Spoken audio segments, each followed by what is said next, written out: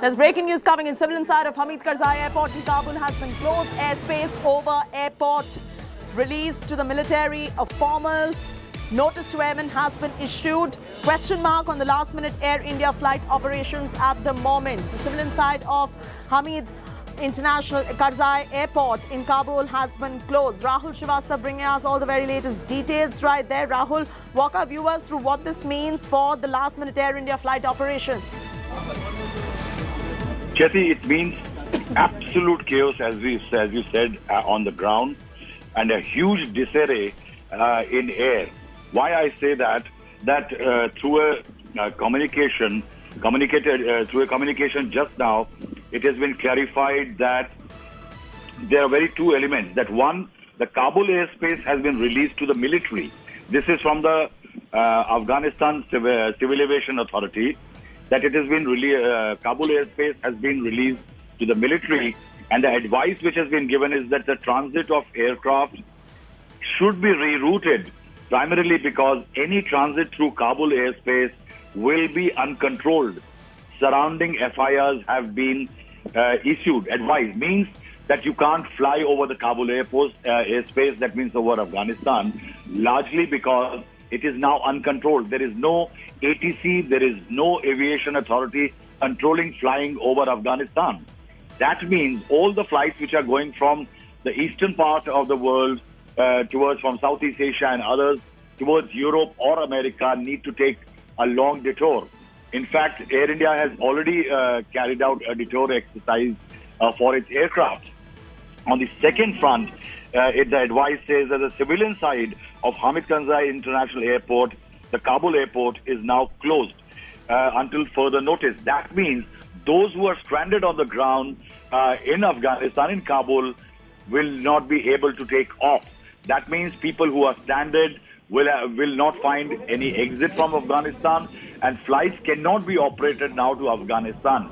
That means any attempt to evacuation or otherwise is virtually over till further orders are issued. And that is why a very important meeting of National Crisis Management Committee is taking place, headed by the Cabinet Secretary, with the External Affairs and Civil Aviation officials present in it. All right, so the fate of the Indians who are stuck there is at the moment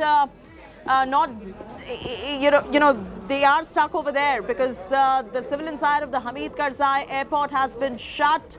One can't definitively say whether they will be able to return or not since the airspace has been shut at the moment. That's the breaking news coming in at the moment. Rahul Srivastava on the phone line. All civilian flight operations halted at Kabul airport. Rahul, what are you picking up? How does India plan to bring a few citizens back who are stranded at the moment in Afghanistan?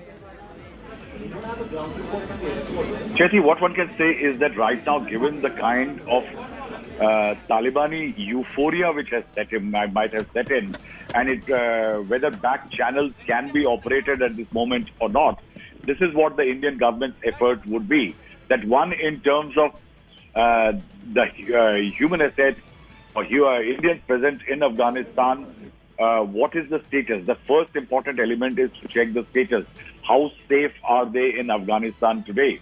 The second element would be evacuation. That's likely to be a long-drawn process because the backroom channels, if they have to be operated, how will they be operated, and what might be the success given the status right now in Afghanistan?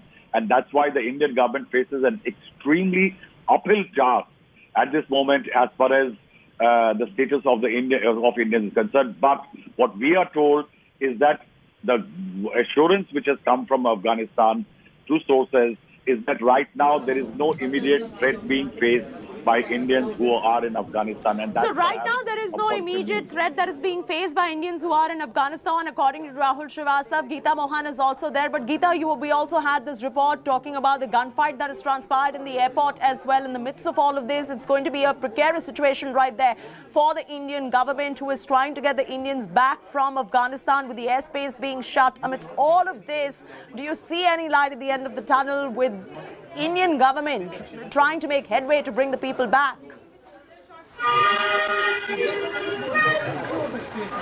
Well, Jackie, not just about the Indians. Look at the people who were killed, the common Afghans who were just trying to flee Afghanistan because they are now caught on the wrong side of the fence.